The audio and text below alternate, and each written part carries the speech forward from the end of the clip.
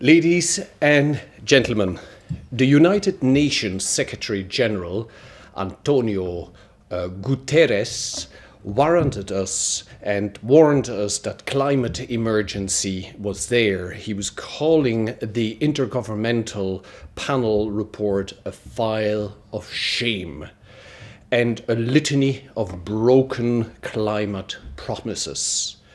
Some governments and business leaders are saying one thing, he said, but they're doing another. Simply put, they're lying. And the result of this is that we are, according to Antonio Guterres, on a fast track to climate disaster. It's rather chilling, isn't it, ladies and gentlemen?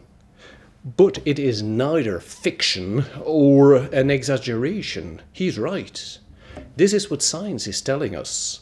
We are on a pathway of global warming of more than double 1.5 Celsius limit agreed in Paris. This is danger. So how are we exploiting the green potential with public procurement, which is a topic of my talk today? Green public procurement. Does the directive on public procurement have any chapter on green public procurement? Does it even use the word green public procurement or a GPP? No, ladies and gentlemen, it does not. So what is green public procurement? Well, it is a process where a contracting authority seeks to resource goods, services or works with a reduced environmental impact. And they do this through the rules of the public procurement. Is green public procurement mandatory? Well, let's have a look what we can find on that. We have the Irish Circular 2019, and it states there explicitly, it instructs the department to consider green criteria in public procurement. And when do you have to do that? Well, in the following circumstance: when there are clearly defined, quantifiable, verifiable and measured criteria that have been developed by the Department of the Environment, Climate and Communication, Minister Eamon Ryan. Have you seen clearly defined, quantifiable, verifiable and measurable criteria coming from Minister Ryan's department? I haven't. And it's very difficult to get those. But that's what Circular 2019 tells us. If you are in that situation, and I haven't seen any, then it's not compulsory.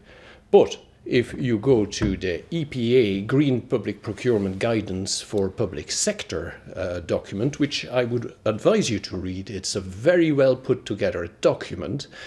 In that document, it explains that all public bodies and other organizations spending public funds must include green criteria. They don't say that someone will make it for them, it won't be handed over to them. They just say that you must use green criteria in 2023. That's now, ladies and gentlemen. So you have to include public procurement, green public procurement criteria. Now, hands up, all of those of you. I can't see you, but I can pretty be sure that hardly anybody puts up a hand to say they have used successfully green criteria. And if they have, I would like to hear that at the question, because I'd be very interested. In Scotland, contrary to Ireland, it's not that you have to consider, you must consider, but you must also document the fact that you have considered green procurement criteria in your tender. So not a requirement, it's not you must have, but you must have considered it. And if you haven't minuted that in the procurement file at the end, you're breaching procurement rules. Now, do not blame Europe. The European directive is very, very good when it comes to environmental criteria. We're going to see that. And I'm going to quote now a few recitals that you might not have seen in the directive, and then we'll go to the articles. So my first recital is recital 37. And in recital 37 it says, with a view to an appropriate integration of environmental requirements that you might have as a contracting authority, you must take relevant measures to ensure compliance with environmental law. So in recital 37, which echoes Article 18.2 of the directive, it actually puts an obligation on you to take appropriate measures to comply with environmental law. Now pause there for a moment. To comply with the law is not a green procurement criteria. It's just you have to comply with the law. When you are the contracting authority and you go out to tender, you need to know which law applies on you. If you ask me now which law applies on you, I don't know, because I don't know what subject matter is of your competition. I need to know, but you need to certainly know before you go out to tender what law is applicable, because you have to make relevant measures to that you comply with that in your tender document. Very helpful. The EPA Green Public Procurement Guidance gives us at the end all types of law that could possibly be applicable on the various sectors of the industry. Very interesting. The directive tells us also that we have to comply with very important conventions, and they list them in Annex X. The Vienna Convention for the promotion of ozone layer, the Montreal Protocol on the substances to deplete the ozone layer, the Basel Convention on movement of dangerous waste material. The Stockholm Convention deals with the persistent organic pollutants that you cannot use in any pesticides and all of those dangerous type of material. And it is repeated also in the Rotterdam Convention with the prior informed consent procedure that it develops. All of those you have to comply with. Recital number 40 builds on that and says, control of the observance of the environmental law in the various stages of the procurement, in the choice of the people that are going to be able to do this job, the pre-qualified people, the award contracts that will apply, you have an obligation to exclude people that you believe have infringed or are about to infringe with the tenders they have given you with the environmental law. If you believe they do, you have to exclude them.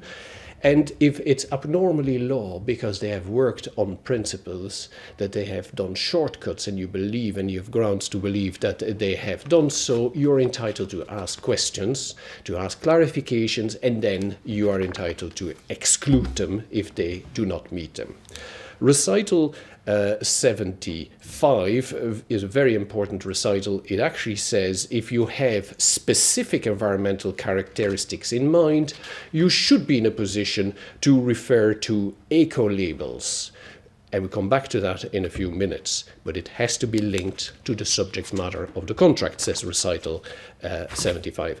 Recital 88 tells us that you have environmental management schemes, the various ISOs that you can have, that can demonstrate that an economic operator has the technical capability. You're entitled to refer to this as a requirement in the tender process.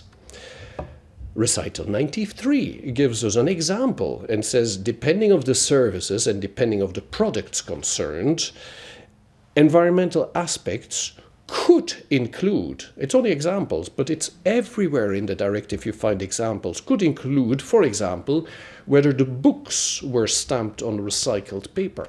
That's an example you could use, it says. Or whether the paper is coming from a sustainable source. or the costs imputed to environmental externalities, so you can take those into consideration. It's all giving you opportunities to do so. Recital 96. It deals with the notion of the life cycle costing that you're entitled to have, and it says it can include imputed to the environmental, the cost imputed to the environmental externalities, and it says such as pollution caused by extradition of the raw materials. So if there is pollution there, you can actually sanction that. You can have those elements, but you must be able to monetize that. You must be able to quantify that, and you have to tell them in advance. It's always about the transparency, how you're going to do it. Recital 97, contracting authorities should be allowed to use award criteria, contract performance conditions relating to the works, the services or goods they will provide in any aspect of their life cycle, and the directive tells us from extraction of the raw materials of the product to the stage you dispose. So all of that very well explained in the EPA Green Procurement Guidance, but it's important to keep that in mind. That same recital 97 tells us that criteria and conditions that you can use are the following, and they give examples. You might, for example, say the manufacturing of purchased product should not involve certain toxic chemicals. Now, we know that under the protocols I've referred to, that we can't use aldrin or chlorodine or dioxins. These are all pesticides that we can't use. But the question mark is, can we use glyphosate? You might say, I don't know that. Well, you do, because this is all about this product called Roundup. And there's a lot of discussion, is this allowed or not? People say, well, we shouldn't be using it because it's actually quite dangerous for the health of the people using it, but it's also very bad for the environment. You can, even though it's not law, but you can say, I do not want this because this is a product that has negative impact, and therefore I exclude this from the public procurement process. You are perfectly entitled to do so. In fact, quite a lot of contracting authorities are doing so, and are then faced with the reality, how do we deal with weed killing if we can't use the one product that was really good for it? That's another discussion. You can also have performance conditions. An example given by the directive is you can ask something about the way it's delivered. You can ask about the package around it. Those are all conditions you can put into your conditions, and they all have an impact on the environment. I've already touched on recital 103, which says if you believe that there are technical, economical and legal unsound assumptions made which would breach the law, by that I mean the environmental law, you are entitled to exclude those people, those tenderers. So when can I use green public procurement? Well, ladies and gentlemen, the one thing you have to know is that green public procurement is not an afterthought. It's not something you just dump in at the end and you say, who is the good boy here? I'm the good boy. Not at all. You have to have thought that through. You also have to understand how you will weed through the promotional and unfound greenwashing of tenders where they say they do all types of things for the environment. Nowadays, you wouldn't dare saying that you do something against the environment. That's not popular. The question is, can you provide evidence of that? So how can we go through this? And the problem with that is, I don't know the answer. But you need to know the answer, because you need to bring in the people that will give you an inexperienced way how you're going to evaluate those people. You have an obligation as a contracting authority to evaluate the tenders. So is it sufficient for you to say, self-declaration forms will do the job? Maybe at the beginning. But at some stage through the process, you will have to go through all that greenwash and go through it and then say, this is not correct because I'm not accepting that because. And all of that can only be done if you've brought your evaluators at the very beginning of the process. At the very beginning of the process, you should also know precisely what the law is applicable on your procurement process. And how do you do that? It starts with the very, very beginning. What is the subject matter of your competition? What are you procuring? Don't go over that too easily. Assess what is the matter of the competition, then assess what laws are applicable on that. Jot them down for your own sake, and then consider, how am I going to evaluate and what are the minimum things that I need to get? And then I need to also make sure that, don't forget, a public procurement process is a process and the total end of the process is a contract. So the contract needs to link in to all the things you have asked. There's no point in having a contract that you just take there because you say that's the form of contract I have to use. In that contract, there will be a clause that normally says it's the four corners of the contract. You're only bound by what is stated in that contract. So more than likely, everything that went before that, the whole tender documents, all of that does not form part of the contract. So what's the point? How are you going to evaluate this?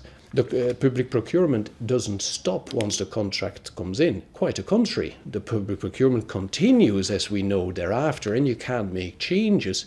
But also, you must comply with the key performance indicators you had required from the beginning. In a tendering process, when you start, you can exclude people. We've talked about that. That's a possibility. You now know what you're going to have, you're going to know who you're going to exclude, but now who can do the job? Which person, which tenderer has the experience? That's the selection criteria you can put in there. And we know that we can have a look at the tenderer's experience, their capability. So you're perfectly entitled to seek their capability in the green area. How will you deal? Have you dealt with, past tense, how have you dealt with the green experience, with environmental management measures that I've taken? How have you dealt with all of that? Could be checked at the very beginning. That's the selection criteria. In your contracts, in your tender documents, there will be also technical specifications, what you want to happen, how you want it to happen. Those technical specifications can require certain requirements of the products, of the services that are being provided. You might say it's too complicated to work it out. That's true. But there are eco-labels that you can use, and the eco-labels, behind each and every eco-label is a methodology, a formula that has been used to make sure that someone complies with whatever that eco-label stands for. It could stand for fair trade, it could stand for complying with less plastic in this world, whatever it is, but how it will be measured, the underlying methodology is something you need to look at, because it's not simply to say, I want you to have this eco-label or equivalent. No, let's not make that mistake, the eco-label or equivalent. The best approach is what the court says is you take the formula behind it and you take that part that you find important for this tender or your tender and you put it in the tender documents. Those are the technical specifications, and then you have your contract that has certain conditions. What I see a lot in practice is that the contracts, the terms and conditions of the contract contradicts with what is in the specification. Now you have to avoid that. That's extremely sloppy, extremely sloppy if you have the one tender document where your technical specifications is actually contradicted by your contractual requirements. So you need to be very clear in those things, and you might say, oh, this doesn't happen. it happens quite a lot, ladies and gentlemen, because people haven't thought it through. We go to immediately what I think is an important article for procurement, green procurement, is Article 43 of the directive. It deals with labels, and we haven't enough used labels. What does it say? Where the contracting authority intends to purchase works, services or goods with specific environmental characteristics, they may, in the technical specification, in the award criteria, or in the contract performance conditions, require a specific label as proof. That's all. As proof that the work, services and goods meet those specific environmental characteristics. You can do that, okay? It must be linked to the conditions of the contract. You can't ask something that has nothing to do with the contract. It has to be linked with the contract, with the subject matter of the contract. It must be based on objective, verifiable and non-discriminatory criteria. Now, an eco-label will, in order to pass the stage and be accepted as an eco-label, have those formula behind it. It has to be established in open and a transparent way, accessible to all tenders, and are to be done in such a way that the person in charge of the eco-label has no input to exclude certain parties, because it's all about transparency and equality. Okay? Why do we think, and I'm sure you all say the same thing, if there's a tender in Italy, it will always be an Italian that wins the tender. If the tender is in France, it will always be a French company that gets it. We might not say it as much for the Netherlands, but anyhow, those are kind of the well understood principles. And why is it that it's not always Irish? Well, you only have to look at the labels, the eco-labels, ladies and gentlemen. We don't have enough people in Ireland developing that. And if Minister Ryan wants to do something good, he has to put money and time in eco-labels. We need fantastic eco-labels with Irish products so that our people in Ireland, our contracting authorities can say, we would be happy if you meet that requirement. The Groene Punkt? No, that's German. We want something Irish. Now, forgive me, ladies and gentlemen, I can't say it in Irish, but I'm sure you do, and you can actually put that forward. That's what we need to do. Not going too much about rehashing what's in the directive, because I've read all the recitals to you. You will see it in the EPA beautifully laid out, but it's effectively repeating what's in the directive already. And that brings me to my last point. And the last point is a regulation that we will hear more and more about. It's a taxonomy regulation from 2020-852. I repeat, 2020-852. Taxonomy regulations. Taxonomy is kind of well known in the pharmaceutical sector when they start analyzing the medicine, and we need to make sure that is it enough that this medicine might be very expensive but can cure a lot of people. There's a whole economy behind it.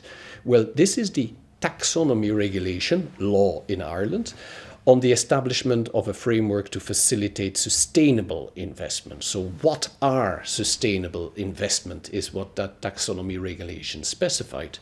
Very, very broad, but it says for the purpose of the regulation, the following shall be environmental objectives. Climate change mitigation is an objective. Climate change adaptation, sustainable use and protection of water and maritime resources is an objection. Transition to a circular economy, objection. Pollution prevention and control, objection. And the protection and the restoration of biodiversity and ecosystem is an objective of the regulations. We need to get there. For the purpose of this taxonomy regulation, it all depends on the degree to which the investment is environmental sustainable. So what degree do we have to have it? It carried out loads of lists, and I pick one.